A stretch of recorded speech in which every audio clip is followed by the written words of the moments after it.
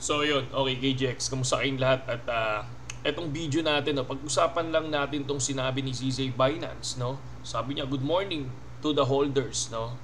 Wasn't easy, but, no? But, meron yun, no?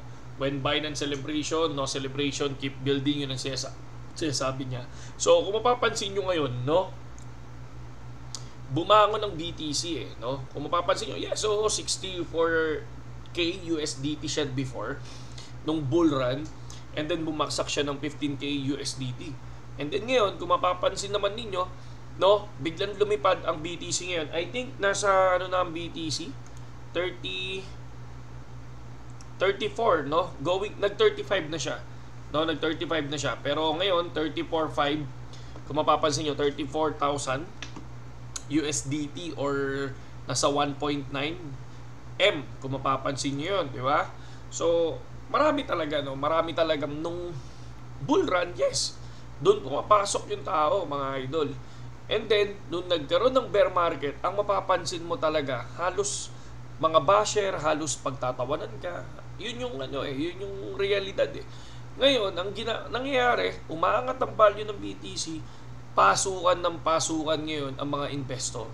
'Di ba? Pasukan din yung mga Pilipino na talagang ay, invest na ako ngayon kasi pataas na yung value ng BTC, di ba? So ako, kung mapapansin nyo, 2021 nag-start ako dyan.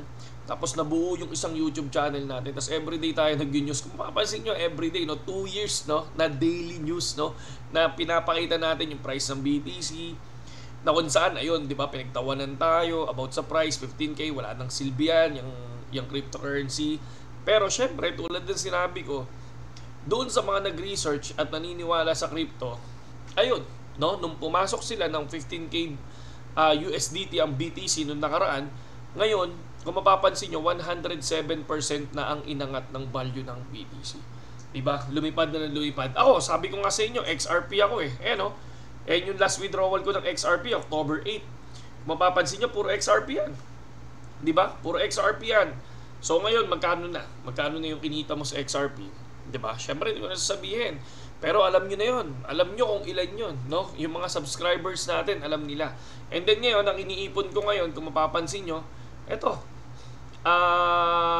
ADA and Dogecoin, tapos BGB. So far, biglang lumilipad na yung value ng ADA, kung mapapansin niyo, eto nga. Ako nga $22, yung mismong PNL natin today. Di ba? So, yan, yung 32 USDT na yan, yung kakapanalo lang natin ng copy trading, no, mga idol, no? Yung 32 USDT na yan, ang gagawin natin is i-reinvest natin, mga idol, no? Kumbaga, ang ginagawa ko lang kasi dyan, bili lang ako ng bili, mga idol. Bili lang ako ng bili. Kasi una, hindi ko pinapansin yan, bumaksak man yung value niyan ulit, hindi ko pinapansin yan, mga idol. Basta ako, ang ginagawa ko, maghihintay ako hanggang kailan tataas yan, mga idol. Yung pagtaas ng ganyan, yung sa Dogecoin, na 0.40 ang inangat, wala pa yan. No? Hindi pa ako masaya dyan, mga idol. No? Basta tayo, bili lang kung ano yung kaya natin, no? Kaya ng bulsa natin, edi yun ang ilalabas natin, mga idol. No? Okay, pakita ko lang sa inyo. So, ayan. Tulad ng sinabi ko, 200 USDT tayo sa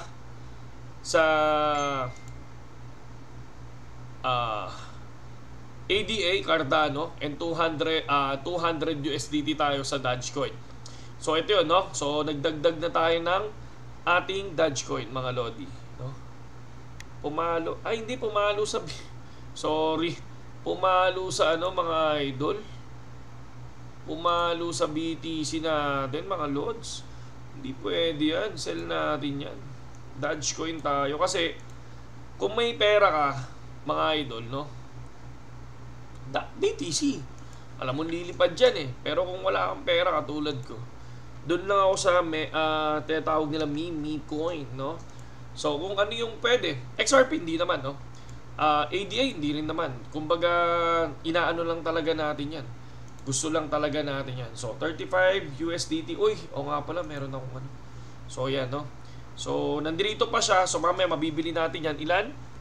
527. Nagdagdag tayo ng 527. Yan lang. Maghihintay lang ako kung hanggang kailan lilipad. Kung Kung hanggang kailan magkakaroon ng bull run, nandiyan lang yan mga idol, no? Hindi natin aalisin yan mga lods, no? So ilan na? Wala na akong PNL. Check nga natin. So 20 na lang, no? Kasi nagdagdag tayo eh. So ayan. Lilipad dyan, ang mangyayari ay magiging 125. So konti na lang, pupunin yan. Pag nag 200 USDT na to, 200 USDT na yan, BGB naman ako to. I think 300 USDT o 200. Basta 300, I think 300 USDT tayo. Ayun, yun yung gagawin natin ngayon, no? So balik tayo dito, no? Para sa akin, syempre patience is a virtue. Syempre, ang ganun ng crypto eh, ganun ng spot, no? Maghihintay ka talaga, no? Sabi nga nila, maraming bumagsak, babangon, 'di ba? Kung hanggang kailan. Yun yung maganda sa spot. Ang spot kasi bumagsak man ang value niyan, may pag-asa kang lumipad ulit yan. 'Di ba? Sa future kasi, pag nasunog ka, sunog ka. 'Di ba? Kung nagkamali ka diyan, nag-short ka, lumipad ng sobrang taas, wala na, sunog na ang pera mo. Kahit naka times 10 ka pa. Kahit times 10 lang yan or times 5. Sunog ka diyan sa 34, biglang nag-35, from 26 to 35, halos 10,000 USDT ang tinaas, mga lodi, 'di ba? So masakit yan mga idol, no? So marami ang naniniwala sa crypto. Congratulations sa kanila at kumita sila ngayon, 'di ba? Ayan, no? Sobrang lupit ng mga nagki-crypto. Sabi ko nga sa inyo, halos siguro nasa 7%, 5 to 7% pa lang sa global, no, ang naniniwala sa cryptocurrency, 'di ba? So ngayon check natin yung iba. Si Elon Musk, oh. Kung mapapansin niyo dito, no, si Watchers Guru, napakasipag, oh. Agency has not been very good when it comes to BTC and crypto. Sabi dito, grayscale bid for spot Bitcoin ETF. Pag ito na-approve, lipad to. Pero pag ito hindi na-approve, laglag yan mga lodi. Ito BTC, si iShares, ng BlackRock, iShares Bitcoin, pumunta na dito. Trust has been listed to the DTCC, Depository Trust and Clearing Corporation. Ito na yung Bitcoin nyo. Lumipad, solid. Follow nga tayo dyan kay Shiba. So ayan, si Michael Saylor, investment is now at 745 million. Grabe, no? USDT para sa cryptocurrency. Short liquidated in 24 hours. Syempre, nag-short lumipad So tingnan nyo, laki ng naubos, Naubos kasi nga biglang umangat. Jackpot na naman ang mga tropa. Tapos tingnan nyo yung Fear and Greed Index, halos walang nagbebenta mga lodi. Diba? Lodi, Shares of companies linked to crypto are advancing in pre-market trading as Bitcoin.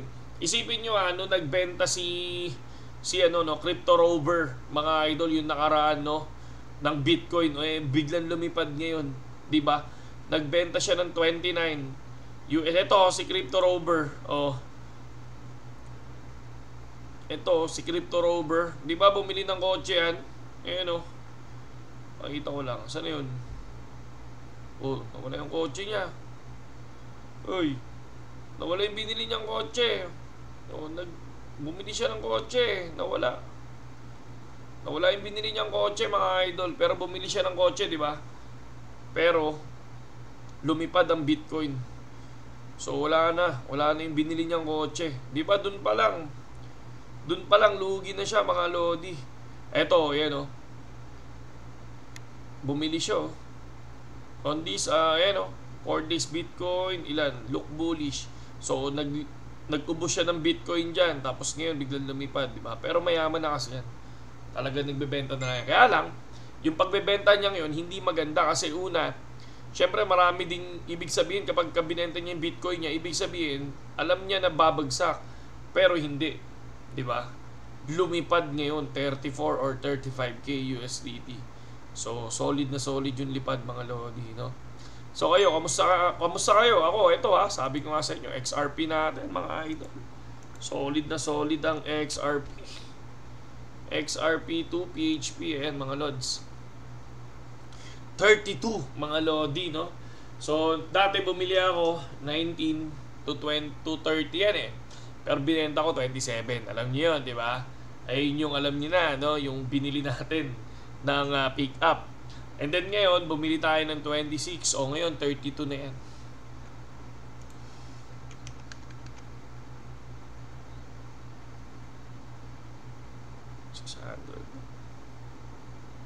Solid. 600. Pero yung 21K mo, kung ilan na inangat niyan, ayun na yun. So, kung 26 yan, so sabi mo 6 pesos. Malaki-laki na rin kahit pa paano, di ba? So, yun talaga. Ganun ang cryptocurrency, mga lodi. Ganun ang crypto.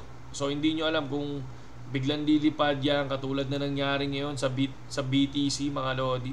Biglang lumipad at ang paglipad na yan, talagang maraming sumabay, no? Ay, maraming hindi sumabay at ang mangyayari niyan, nako, yung iba, kung kailang lumipad, doon sasabay.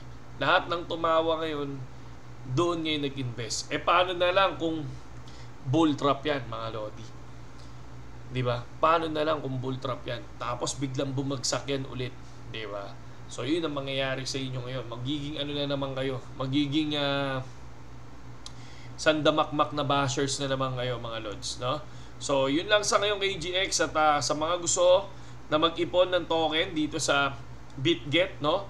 Pasok lang kayo, mga idol. Nandiyan dyan yung link natin sa description kung paano mag-copy trade at kung paano makabumili ng token, no? Yun lang sa ngayong KGX. Maraming salamat sa inyo.